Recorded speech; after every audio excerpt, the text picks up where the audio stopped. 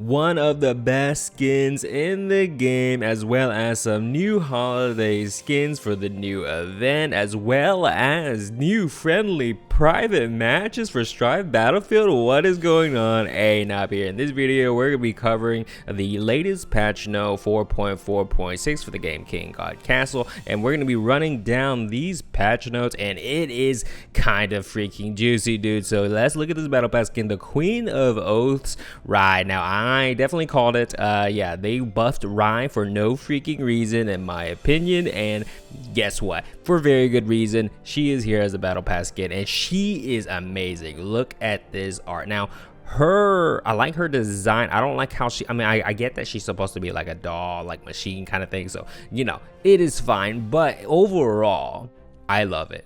I'm happy that the color palette, they've kind of moved away from just everything gold, okay? But like she's like celestial type of thing, and it is freaking amazing. And the thing that I love about this is the knight design. Look at her doll design, dude. Like, it is freaking amazing, and he's like full size. He is a full size boy. So that is the skin, and look at this animation, like her auto.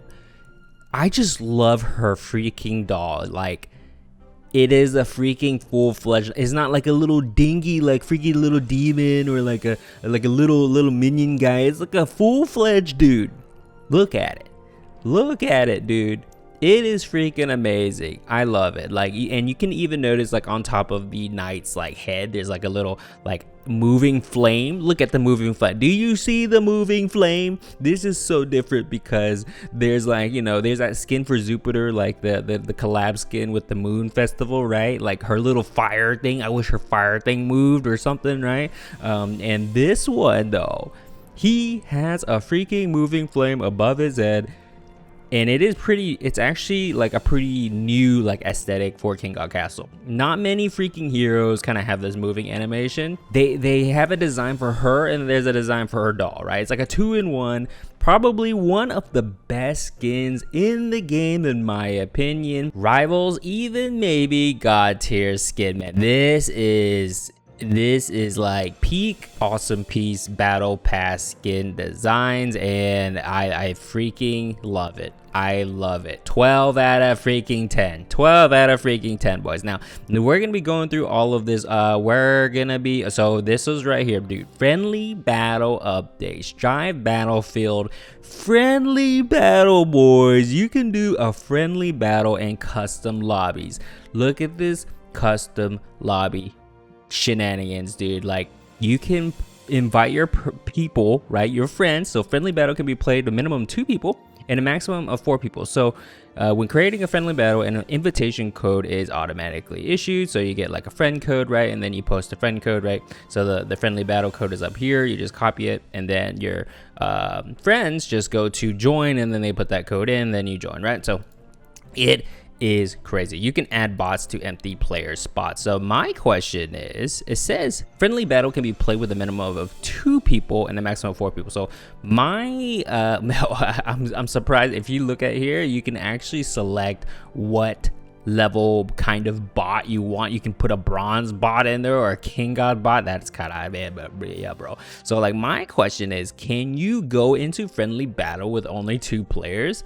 I doubt it. I don't think it'll let you start. So you actually have to have 4 total people to start a friendly battle. I'm just assuming that is not confirmation on details, but I can't imagine them letting you jump into a friendly battle, Strife Battlefield, without adding like at least 2 bronze bots or filling the remaining slots, right? So I don't think you can just jump in a 2-player match of friendly battle, like a 1v1. That would be pretty sick. I hope that is the case, but just kind of thinking about how Strife Battlefield works, I don't think they will let you. But it does say friendly battle can be played with a minimum of 2 people, but that's 2 human people. They don't really specify that it has to be total of 4 people going in, bots or humans. So I'm not sure. It says you can add bots, so that leads to me to believe you can go 1v1, and that would be freaking amazing, and that kind of gets my ideas rolling. Maybe we can do a Strife Battlefield like tournament, boys.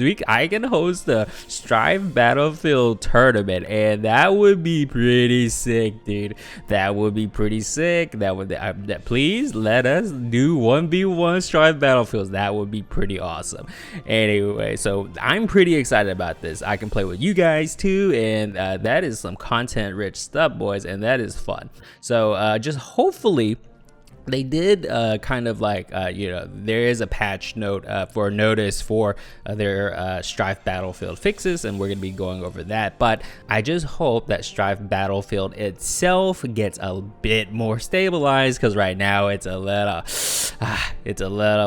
still needs improvement, but it is getting there, and I hope they actually change some more stuff. But yeah, friendly battle update. I am extremely excited about these custom lobbies, man. So much potential, and it is amazing that they're actually this is a dream, man. Like, as someone who's been playing for a very long time, this is something that like I wished and never knew it would happen, and it is actually happening. It is kind of crazy. So beta extension needs a little bit more stabilization, needed to open the official season of Strife Battlefield. So the beta season will be extended, and we'll be looking at that eventually. And for the Strife Battlefield additional award box at the end. So at the end of Strife Battlefield, you get the reward boxes, right? Depending on what rounds you complete. So they are lowering that limit. So instead of 10, 15, 20, because a majority of people can't actually reach that high, to be honest. It's actually kind of difficult if you don't know what you're doing.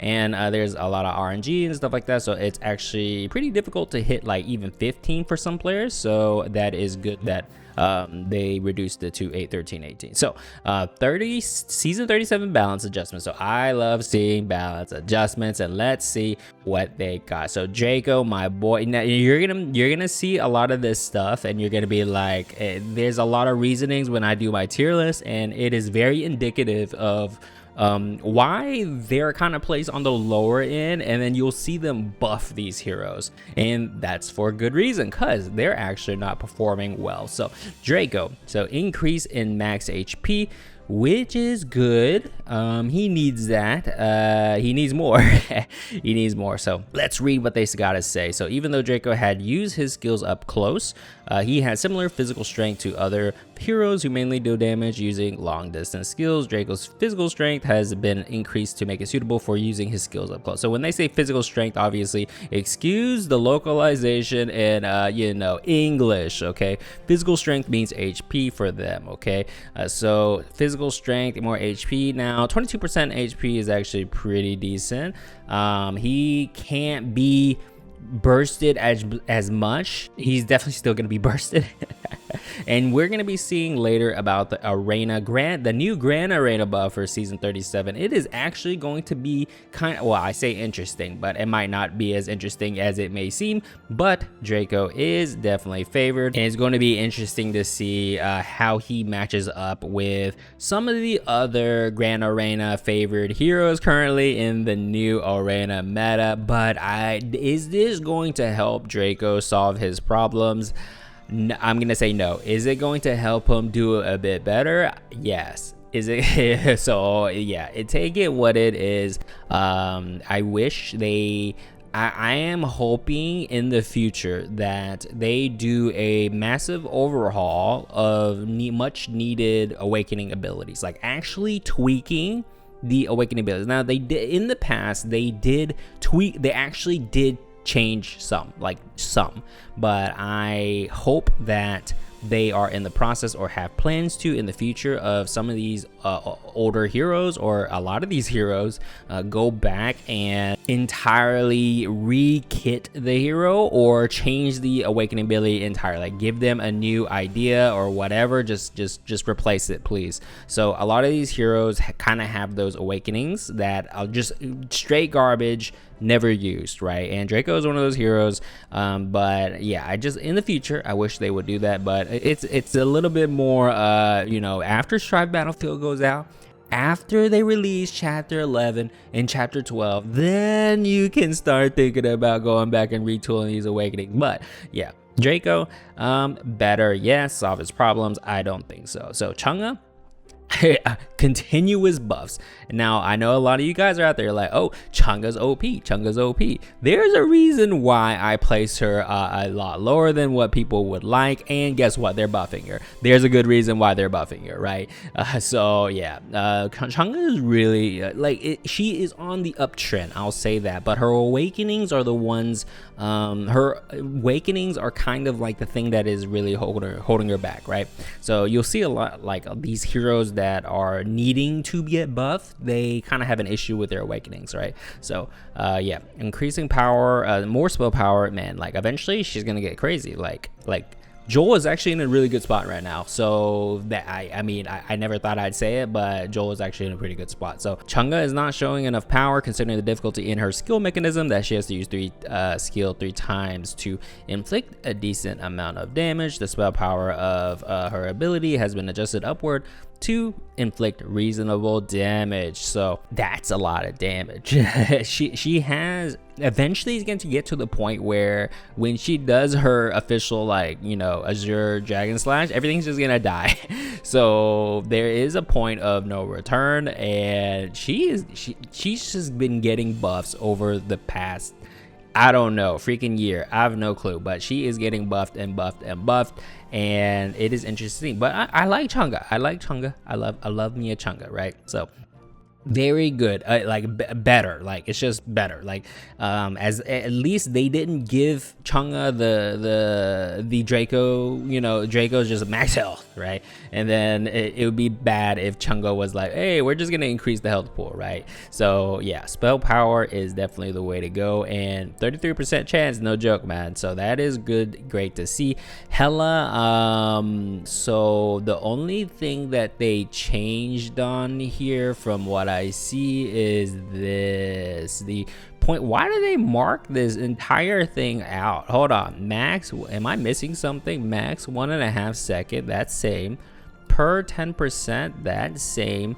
So the only thing is the concentration time. So before I read this, they are making, so like currently in the old patch, okay, sorry, in the old patch, what happens is that, so this level 8 potential ability is the thing that lets Hela scale her casting time with attack speed.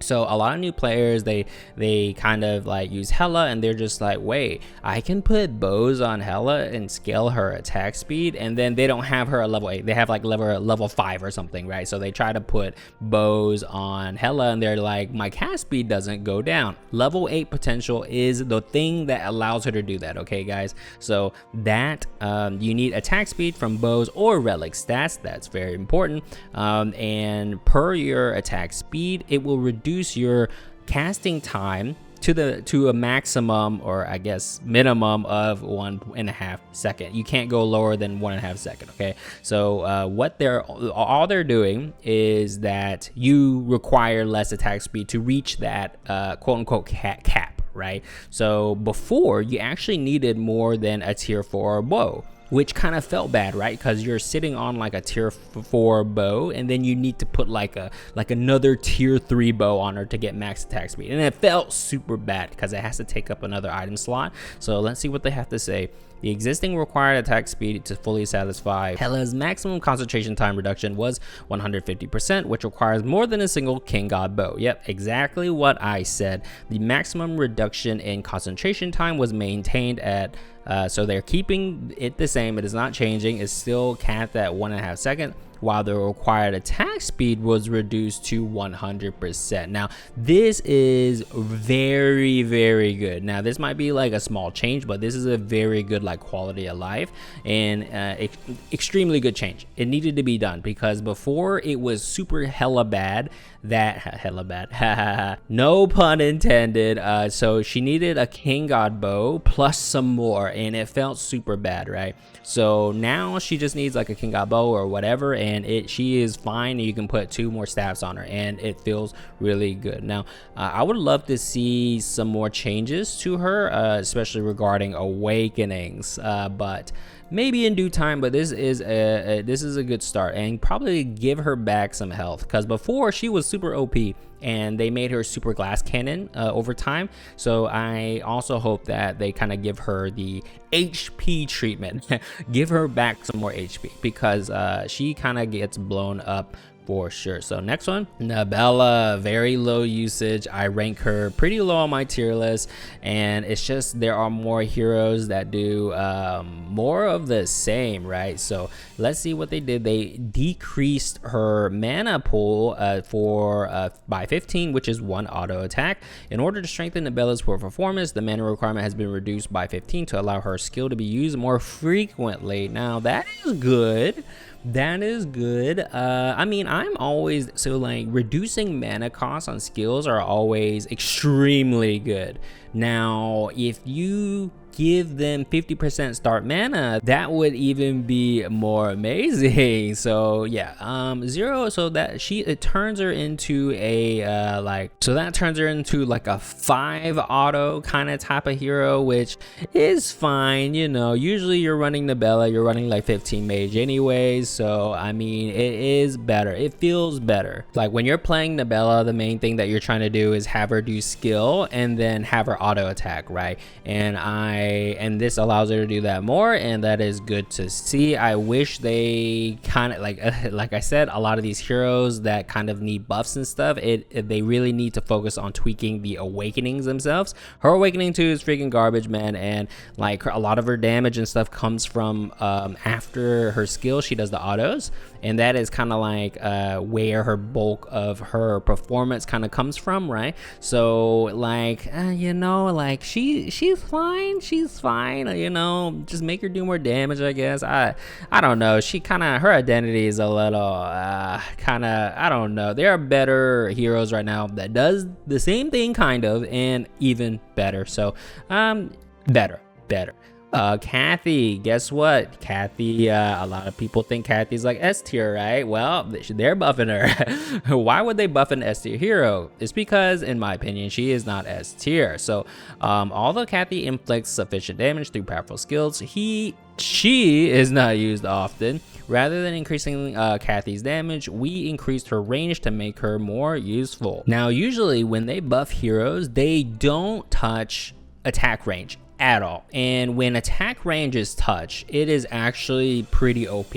Now, Kathy users, you guys know that spear on Kathy is extremely good, and the reason why is plus range, right? Because she is a relatively short range for a range hero with attack range 3, and now she's attack range 4. And if you, on top of that, use spear, she is so far away. So actually now it allows her to not have to use spear. Now you can actually change that to something else, or you can use spear still, and she is even better, like very much far away, hard to catch, right? And it's kind of crazy, because a lot of the countermeasures to Kathy is kind of like back placing your units so that she has to walk. Like, she has to walk forward because her attack range is so low. It's kind of similar to Hanzi, for example. Like, Hanzi is also attack range 3, and now Kathy is an attack range 4, and Hanzi is still going to be attack range 3, and that is attack range 3 is kind of a weakness. And now I don't understand why they're making Kathy attack range 4 and not do it the same for Hanzi, to be honest with you. But yeah, less reasons to use Hanzi, and Hanzi keeps on going lower, but a lot of people usually think otherwise. But this is an amazing change for Kathy all around. So that is it for the heroes. We're running into Relic Changes now. This is kind of interesting. So freezing shackles, yeah. So how many of you guys actually use this, or have been playing long enough to actually know why this is powerful? I am very curious. A lot of you guys probably see this and they're like, no one ever uses it. But for a little perspective, in the past, freezing shackles is actually an amazing relic, especially for arena. Just nowadays, not so much, but it used to be very dominant, very dominant, very good. Arena specifically, you usually don't ever see this anywhere else. Of course, I would pick this up in Great Rift, for example, because it actually gives you quite a lot of altar points, and everyone knows in Great Rift, altar points mean a lot. So yeah, let's see, freezing shackles. So it freezes them for, you know, I'm not gonna look at these low numbers because, let's be honest, relics are king tier usually anyway, so I'm gonna ignore the lower numbers. Okay, so 4 seconds. So 4 seconds, pretty decent, but now they're actually increasing all the tiers by 1 second, so now is a total of 5 seconds. Very good. There's more seconds to delay the enemy is very good, but the thing is, in this meta, like in this day and age with all the mechanics and all the heroes that can do what they do, 1 more second is good. Is it going to be enough for you to put this on your team in Arena? I don't know. But I see a future in the upcoming meta where freezing shackles actually might be played, and we're going to be seeing who is going to be favored in the upcoming Grand Arena buff, and it's interesting. So I am down for this. This is actually really good. I think 6 seconds might be way too long, but I would like to see the 6 seconds. To be honest, I would like to see the 6 seconds. I mean, that's a little, 6 seconds in in-game time is a long time. Improves the performance of freezing shackles, underused in all content. That's true, yeah. It's kind of funny because underused in all content, there are several relics I can think of right now that are underused. It's been forever that has been underused, you know, like I can think of several relics right now that needs hella tooling, and I think they just went with the easy ones, right? And I think the ones that really need a change, I think they're in the progress of entirely changing the effects. So maybe that's why, but it is kind of funny that they use the statement underused in all content, because there are several other ones for sure. So spike log, I'm very surprised they're even touching this, but it is very much needed. I do think 10 seconds is a little too long. Like you're using spike log for the first log. Usually you're never ever seeing really the second log. So 8 seconds is actually pretty freaking OP. Battles often end before the second spike log roll, exactly what I said. So made the log roll faster than before. Faster log. And then RIE. Ooh, I am very curious what they changed on RIE. So RIE, if you didn't know, they buffed her in the last patch, and for no reason. I mean, they said they had reasons, but to be honest, she was good before it. Like, she didn't need it. I actually do think they need to revert it. I am unpopular opinion. They need to change her back to what she was. She was actually pretty decent before, right? But whatever, man. But yeah, awakening ability modification is the second one. Okay, it's the one that gives you your dolls more normal attack damage with less charge damage, but it grants them mighty blocks. Okay, that is what it is. It's not the first one. The first one allows you to do like the explosion on death thing, right? So what they're doing is they are just tweaking the numbers. So more normal attack damage on the dolls, but less damage of the charge and less mighty block. This is very key. The less mighty blocks is super key. I actually think that they should remove the mighty block part entirely. Unpopular opinion, but it is what it is. It is what it is. Let's see. So RIE's awakening ability was designed to enhance her capability as a sustained damage dealer by costing burst damage dealing capability. So that's the first awakening, right? The first awakening kind of like, that's the idea, burst damage, right? And the second one is kind of like sustain. So we needed to provide 2 mighty blocks to protect her and her dolls to guarantee her capability as sustain, so make her a little more survivability. However, due to the previous patch, RIE could summon her dolls excessively fast. Yes, that is an understatement, providing her powerful potential as a tanker by stacking mighty blocks. So we decided to weaken her defense potential and strengthen her identity as a damage dealer as we originally intended. So I like it. It is overall a nerf in my opinion. So right now it's a lot of RIE, and in Strife Battlefield you see Bloodstained Sword is the 30% chance for a mighty block to not get popped, and it is very strong with RIE right now in Strife Battlefield. So if you guys are unaware, the last patch they buffed RIE to have her skill scale off of attack speed, so she can actually get out dolls super quick. It is very satisfying and fun. I'll give you that. It is kind of broken though, and I wish they nerf the attack speed per skill haste ratio. I wish they reduced that. So like, don't make it the same as like Xiao Bai. Like, get that ratio lower.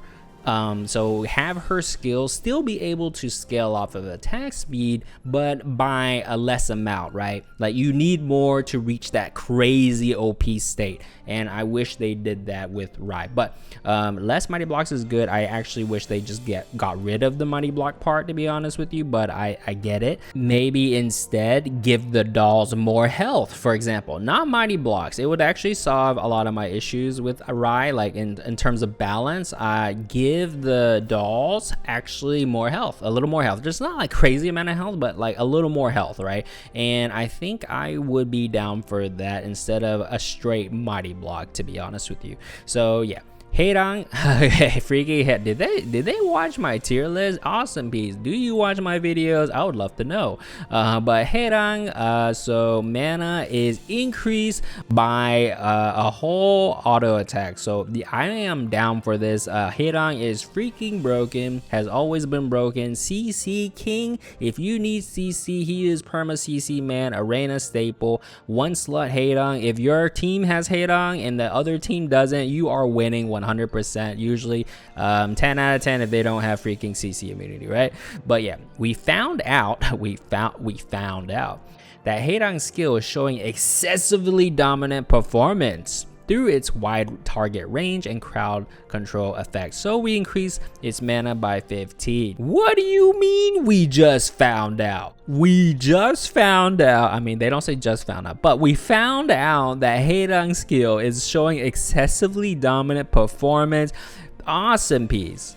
Did you just notice this? Did you just notice this? Oh my. He has been dominant forever. Okay, I'll admit. When he was released, he had unfound potential. Then eventually people were like, okay, he's freaking OP, right? So, but besides that, how long did it take you? It took you a while. It took you a while, but for very good reason. That is why I kind of placed him so high on my tier list. He is a one-stop shop CC machine, and he is a problem in arena, and we're gonna be getting into it, but he is favored in the grand arena buff for both buffs. So you're gonna about to see a lot of Heirang in season 37 arena, boys. You're gonna see a lot of freaking Heirang. There's gonna be Heirang in grand arena for freaking sure, man. He is a problem. He runs 10 mage anyway, but this is nice to have him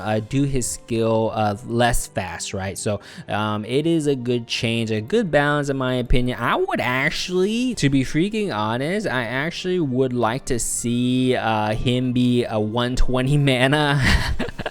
Similar to Priya, for example. Okay, Priya is 120. One of the highest costing freaking skills in the entire game.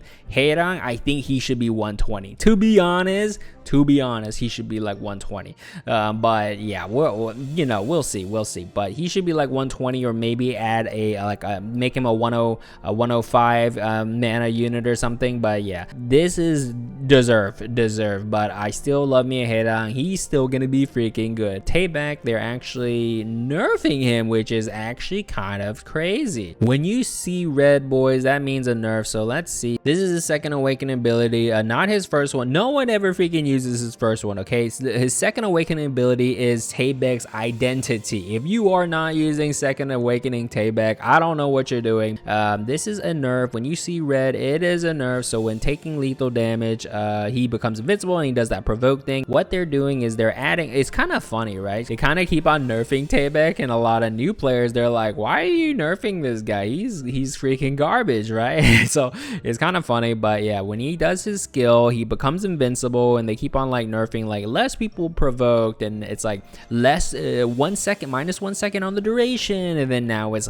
even less max HP for Tayback when you use this, and it's a lot of that. So Tayback can buy some time stably for his allies regardless of his current HP when using his ability with that awakening. We found out we found out that his defense capability is excessively dominant, so we decided to weaken his HP to make him harder to utilize no retreat. Now, it's kind of funny that they're using these phrases and stuff like, oh, we just found out. Now, it is important to know that it might have been found out when these changes were in development, right? Like, it was put in the plan. So this could have been planned out a long time ago, and then now they're just rolling it out. So it is, I do understand that cycle. So, but it's just kind of funny that it took this long. Those are the hero balances and all of that. I just noticed they kind of put the relics in the middle of heroes. I just noticed that. It is kind of weird, but anyway, I do enjoy the balance adjustment overall. There's a lot more to go over. This is the new summon a blessing thing. If you care about it, I highly do not recommend spending resources for this unless you have a summon a blessing for some reason. But yeah, it is in Wrath and RIE. Not bad if you care about that. New skins, holiday theme skin, boys. This was the perfect hero to do this Rudolph skin on. It is absolutely freaking perfect, dude. They even did a whole like freaking showcase for this skin. Look at it, man. Like, they usually, when they show these event skins, they don't actually show it off. Like, they're actually showing it off. Like, look at the quality on this freaking skin. Like, he even has snow, right? Yeah, he even has like snow falling down on his animations, if you see briefly, and it is freaking amazing. This is an event skin, boys. Like, skins have come a long way in King God Castle. This is also one of the better skins in the game for sure. Look at this freaking skin. It is perfect. It is freaking perfect, dude. And the skill effect is like rainbow. Oh my gosh, look at this freaking. The colors are amazing, man. Like, I am happy that they're kind of like exploring some color palettes, because there's a lot of like effects and stuff in the game that look kind of samey, right? A lot of gold, a lot of like yellow, you know, so it is fun to see. One of the best skins for sure, like the normal event skins, like, it is up there. It is freaking up there. And Baldur himself is actually pretty good. Unique hero, and it is very awesome to see. Bug fixes, great. And this is they put these minor changes down here. So new chroma skins for basic Leica, Joel, and Lily. I imagine it's your basic blue and red or green, you know. I'm looking forward to the day when like everyone kind of gets those, like, you know, those colors, and then just like, so we can look for better chromas. I'm looking forward to chromas for God tier skin, boys.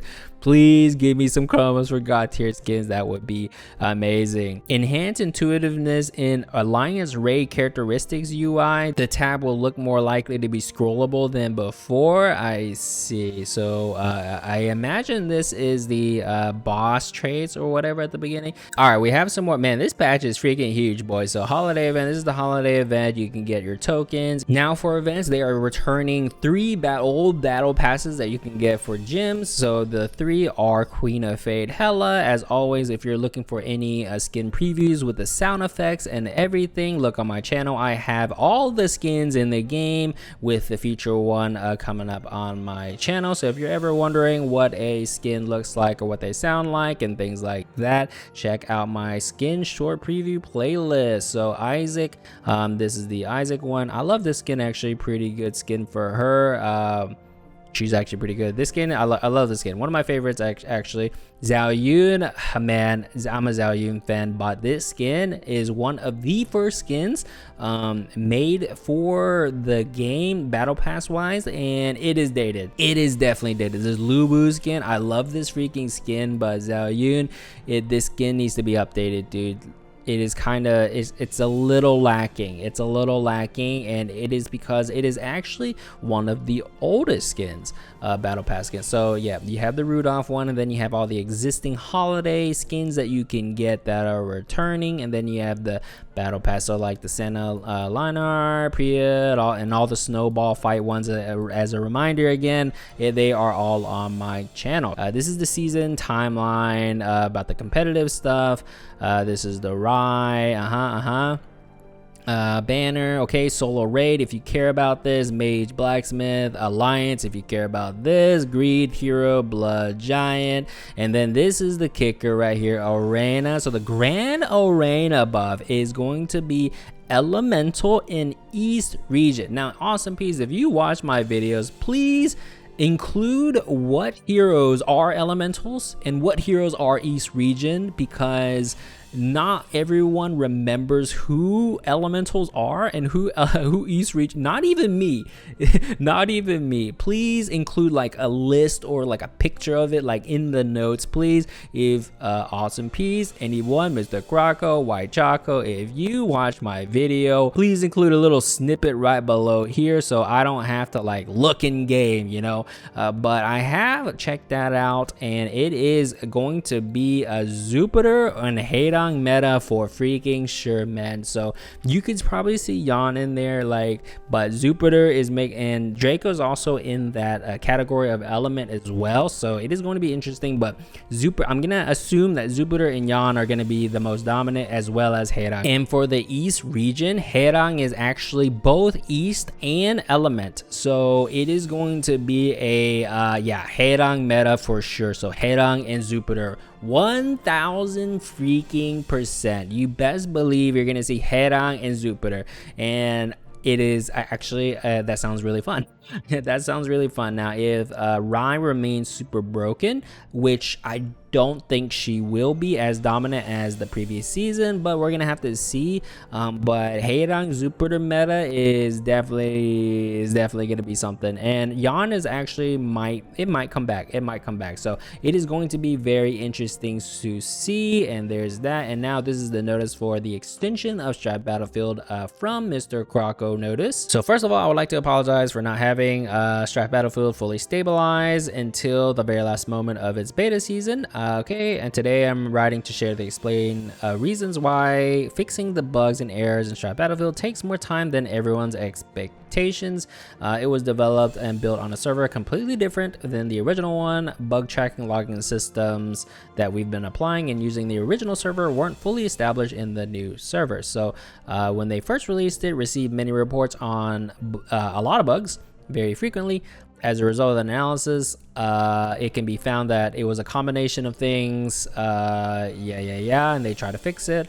Rest of the causes lied in previous rounds before moment of freezing, so even though people reported it, they can't really catch what was the root cause, right? So the second and third week of the release, we spent most time fixing the bugs that we can to stabilize it essentially, and then strengthening the tracking and logging systems.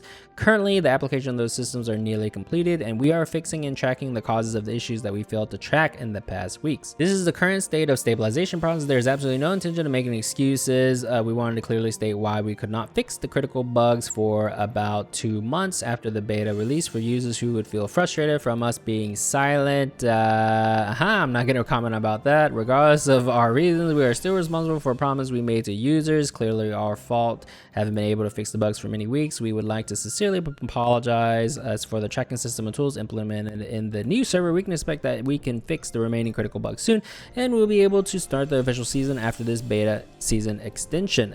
Finally, we promise that we will include additional updates regarding the balance and suggestion from users. I am most excited about this one. For this week, the new friendly matching system and adjustment for additional reward box that we went over that earlier will be introduced and applied. So I am curious if the performance of the friendly matching system is going to be as buggy. I imagine so, since it's the same server. But we'll have to see. But I am most interested in balance and suggestions from users. This piques my interest the most. Strife Battlefield definitely needs something like a Grand Arena. Please give us something like a Grand Arena, because right now you can just see other people's builds and stuff, and you know, it is the nature of competitive. You just copy other people's builds, right? And there are very few people in between that actually theory craft and kind of try out stuff to make the meta, and it's just like once that is established, people just kind of copy what's really good, right? There's no shame in that, but I wish, like, if they don't have like a grand arena or something like that, most players are just going to be using the same builds, and it is very stale over time for strategy and things like that. But we will see. We will freaking see. I'm very excited about what kind of balance and suggestions that they do for the beta season. What I don't see is what they how long they're going to extend this for. So I'm gonna say that maybe they're going to extend this beta season for another season, and then the next season, season 38, is going to be the official start. I'm going to be that's what I'm assuming. It doesn't make sense to me that they would start the new competitive Strife season in the middle of the season. So I am going to assume that they're going to extend the beta season, Strife Battlefield, for this entire season 37, and then when the newest season starts in season 38, that is going to be the official release, given that Strife Battlefield is stable at that time. But we shall see. Anyways, let me know in the comments below, what do you think about all these skins? What do you think about these changes? And what do you think about this private match friendly battle? I am so excited about this friendly battle, man. Like, I can just, there's a lot of content rich stuff that I can do with this, and it is going to be fun. And obviously, let me know what you think about the newest battle pass skin, RIE. This skin is freaking fire. And as a reminder, if you're at all interested in King God Castle and love the channel and want to support me a little bit, please check out my Patreon page and consider being a patron. You get a lot of perks, like access to all of my content first, as well as exclusive content and mode specific hero tier lists as well. I also have full guides and walkthrough for all of the phase 15 Great Rift altars as well, so check that out with the link in the description below. And as always, thumbs if you liked it, subs if you loved it, and I'll see you next one, boys. Later.